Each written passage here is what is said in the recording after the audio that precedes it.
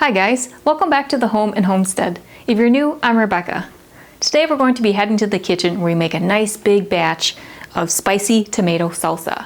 We'll be water bath canning that so that can stay on the shelf and be used throughout the year. And I'm using up some delicious fresh tomatoes from the garden as well as some jalapeno peppers and other ingredients to make this delicious pantry staple. This is really great served with tortilla chips as a snack or slathered over the top of some burritos or added to soups and quick crock pot type meals. So I'm looking forward to making a nice big batch of this and canning it up. So let's head to the kitchen so we can make some spicy tomato salsa. Now if you watched my video on how to prepare tomatoes using the KitchenAid Stand Mixer, I used my food mill attachment as well as the dicing, slicing julienne attachment. And so I prepared 5 times a batch worth of diced tomatoes using that KitchenAid dicing attachment. And I have that on the counter here on the far left, all in containers and ready to go. And since I'm doing a nice 5 times batch of this recipe, I'm going to be using my Nesco roaster as well. So into my Nesco roaster, I'm going to add these tomatoes because it's going to take a while to bring this large mixture up to a boil, which is what we're going to need to do. So I'll get these into the Nesco roaster oven first, and then we can prepare the remainder of the ingredients that need to be prepped using that KitchenAid dicing attachment as well.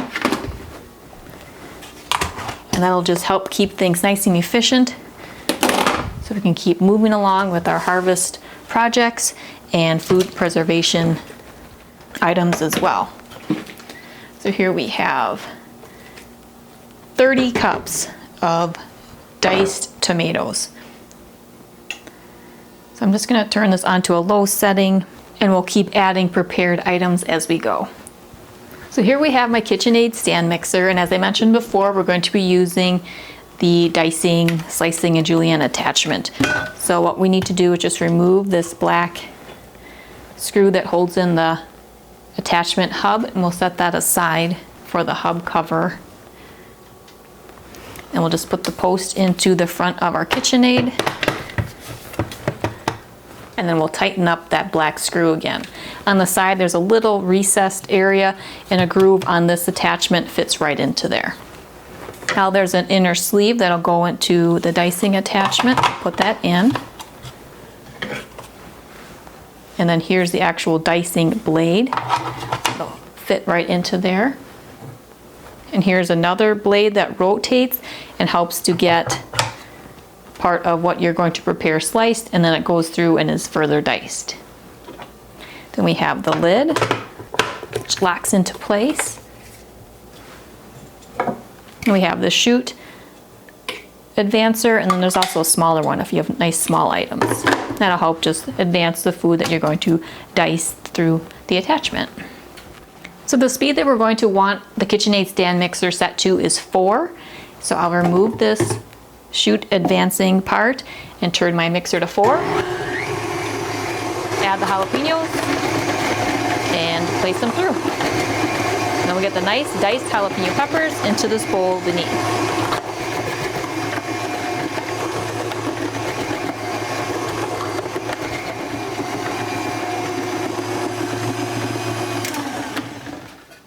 There we go. That makes about 8 cups or 2 quarts of diced jalapeno peppers. So we'll add these to the Nesco and continue to prep some more of our salsa ingredients. Again, if you were to just do a single batch, this would be 10 jalapeno peppers that you diced up. I'm doing 5 times it, so this is about 50 jalapeno peppers, which ended up being about 2 quarts of diced jalapeno peppers.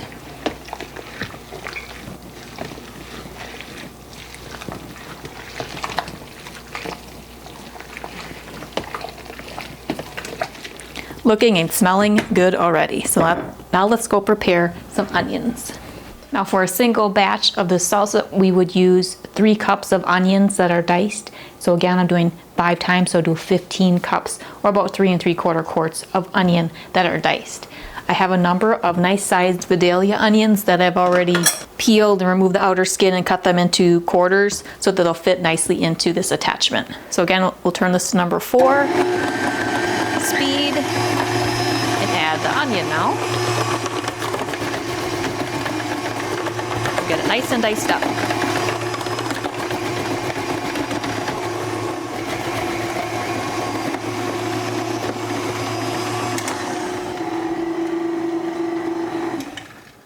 Here's about 2 quarts so far, so let me add this to the Nesco roaster.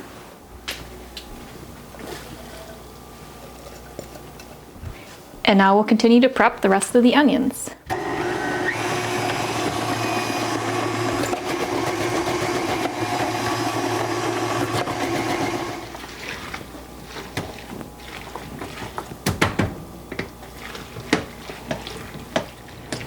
So that setup with the KitchenAid Stand Mixer and those attachments really made quick work preparing this large amount of ingredients for our spicy tomato salsa. So now let's add the remainder of the ingredients here. So if you were doing a single batch, you would add 1.5 cups of parsley that's nice and chopped up. And I like to use fresh parsley. Since I'm doing 5 times batch, ends up being about 7.5 cups of fresh parsley that's been chopped to a nice consistency here. And we'll stir this throughout.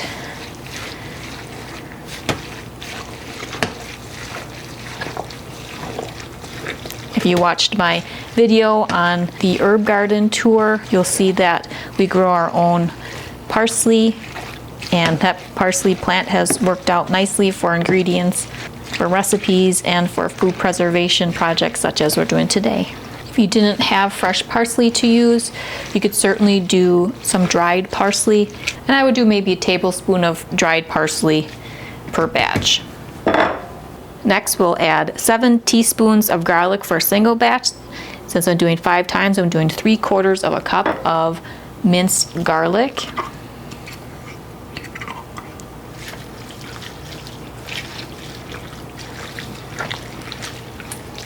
And then we'll add 1 tablespoon of canning salt per batch. So I'll do 5 tablespoons of a canning salt.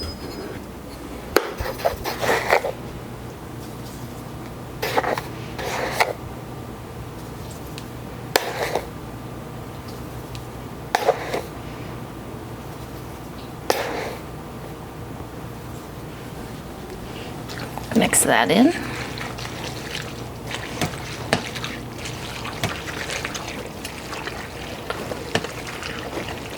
Now I have the Nesco roaster at about 225 degrees Fahrenheit right now as I'm adding these ingredients.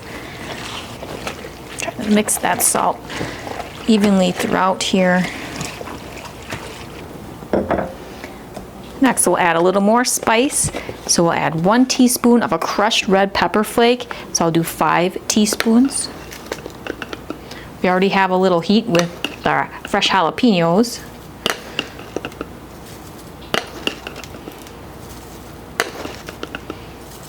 This will add another layer of spice for our recipe. We'll mix that throughout. And now we'll add some acidity to this because we're going to be water bath canning our spicy tomato salsa. So you do 3/4 cup of red wine vinegar, and that's a 5% acidity red wine vinegar. So since I'm doing 5 times, I'm going to do 3 3/4 cups of red wine vinegar. And here's a brand that I like to use, and it is a 5% acidity red wine vinegar, so it's great for canning projects. So we'll mix that all throughout. And now we're going to bring this mixture up to a boil. And once it comes to a boil, then I'm going to turn it down and allow this to simmer until our salsa has a chance to thicken up just a little bit. Then we'll get into some hot pint canning jars and get this water bath canned. So now I'm going to put the lid on to help the heating through process, and we'll come back once this is ready to go into the canning jars. All right, our spicy tomato salsa has been cooking away. It came up to a boil and I've been allowing it to simmer. So now we can start getting this into some heated canning jars. So I have some wide-mouthed pint jars here. I'm going to fill these jars up to a 1/2 inch headspace. So that's about halfway up the side threads. If you're not comfortable with eyeballing that, you can certainly use a headspace measuring tool, or you could also confirm it with that tool too. So this is a headspace measuring tool. It has a 1/4 inch, 1/2 inch, 3/4 inch, and 1 inch where you would measure on the side of the jar. And on the other end is a bubble removing tool that you'll place within what you're canning just to help remove any bubbles that may have formed while you were filling your jars. So this should make a couple dozen pints of our salsa. Let me fill these jars up here.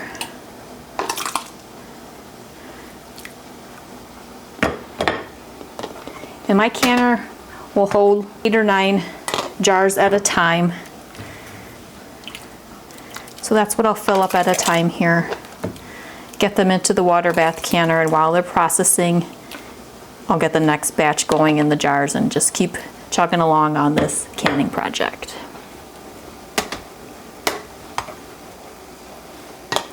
The salsa has a wonderful flavor to it, nice and spicy. You can really smell those jalapeno peppers, and by cooking down and hydrating those crushed red pepper flakes, this is a really lovely, spicy, tomato-based salsa.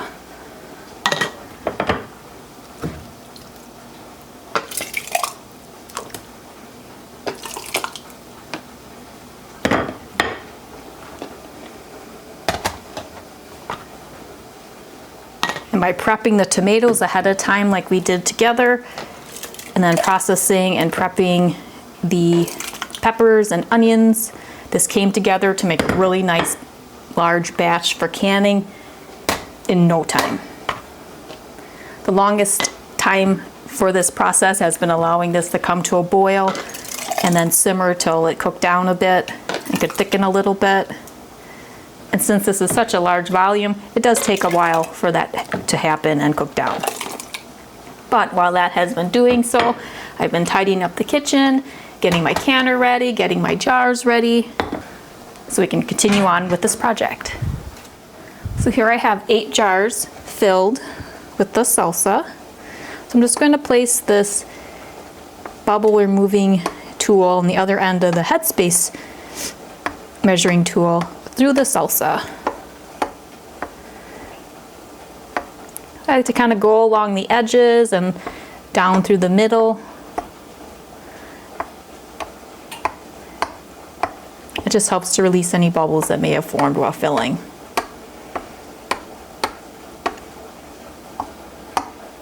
Then I'll double check the headspace.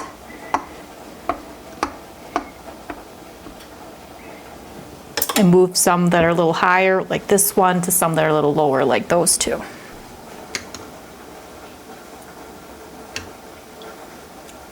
And of course, you can double check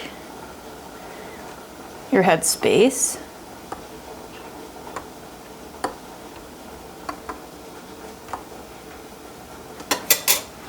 Now what I do is I take a paper towel, I just moisten it with some water, and I run it along the top of the jar and the side threads just to clean it up a bit, and this will help to ensure a nice tight seal without having those food particles on top of your jar. By wiping the side threads, that helps to keep your ring a little cleaner because you can reuse your rings for multiple canning projects.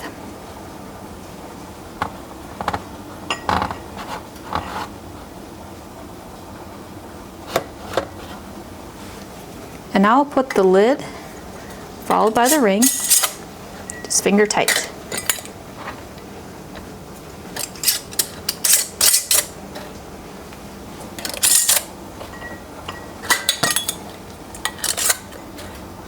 All right, let's get these into the water bath canner.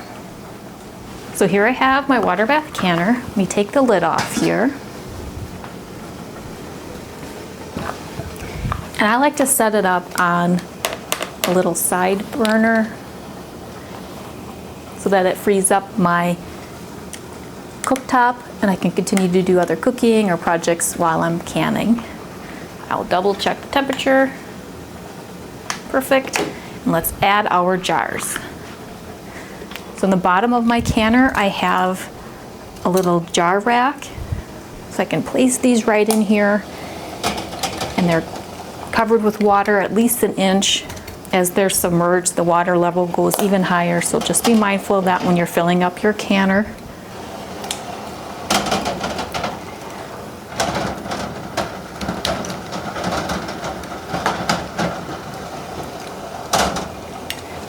All right, so I have 8 jars in there. I'm gonna put that lid back on. We'll get that processing going. For pint jars, processing time is 15 minutes. And that's the minimum processing time for pints of this spicy tomato salsa. As I go over it whenever I'm canning, for water bath canning, you're going to need to increase your processing time on the column on the right based on your altitude in the column on the left. So 15 minutes is a minimum, add as necessary based on your altitude. So I'm now going to continue to fill the jars with the spicy tomato salsa, and I'll keep getting these batches into the water bath canner.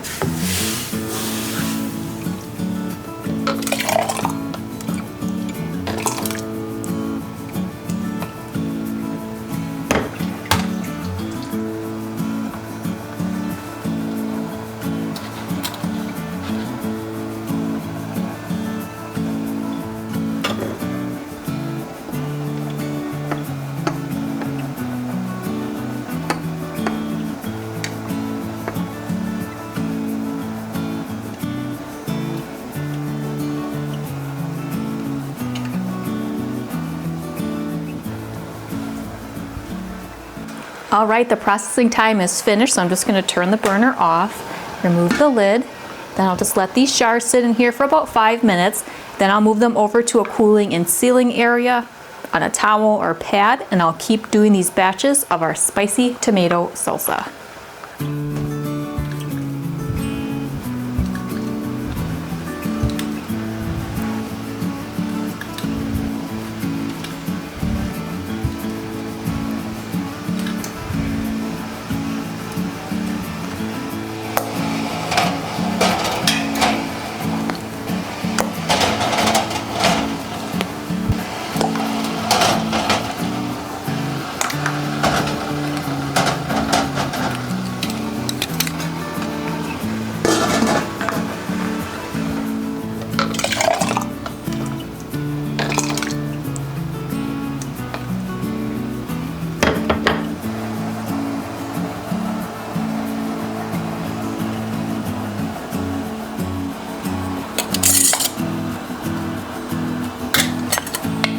Second batch has finished processing, so again I'll turn that burner off, remove the lid, and allow these jars to sit in here for about 5 minutes, and then we'll move them to the cooling and sealing area and get the last batch into the canner.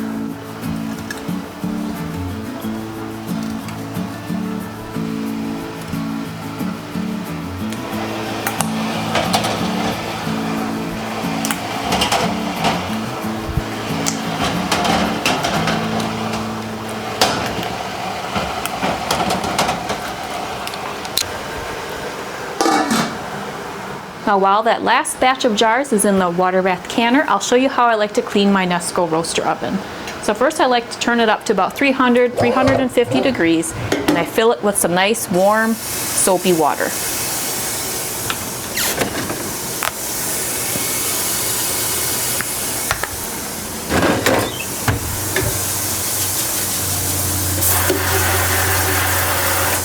And I'll fill it to the level that the food was cooking.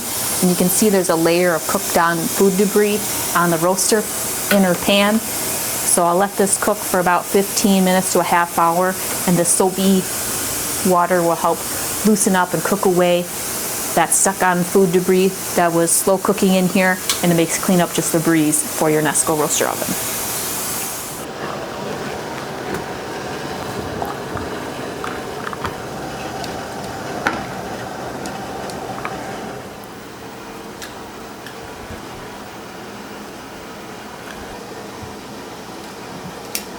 All right, here you have it. We have 24 jars of our spicy tomato salsa.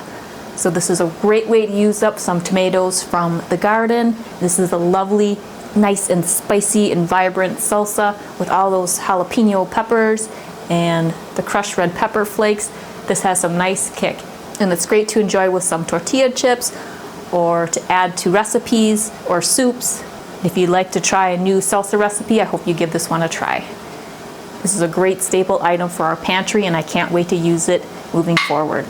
And you'll probably hear some pings as the jars are starting to seal as they're sitting in the cooling and sealing area. And I'll allow them to cool for 12 to 24 hours, and then I'll ensure that they are sealed, clean them up, and label and date them so they can go onto my canning pantry shelf. If you'd like more inspiration or ideas on other food preservation or canning recipes, you can check out my water bath canning as well as pressure canning playlists. And I also have a food preservation playlist that goes over a number of different ways that you can preserve food using different modalities and equipment.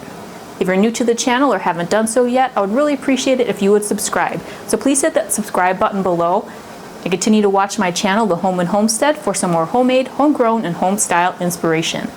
If you watched my previous video where we did how to process tomatoes using the KitchenAid Stand Mixer and a couple of handy attachments, you'll see that I also made a bunch of tomato puree for doing some tomato sauce. So keep watching, and I'll go over some tomato sauces that I'm going to make this year as well. If you enjoyed this or any other video that you watch, please be sure to give it a thumbs up. I hope you're having a fantastic day. See you next time. Take care.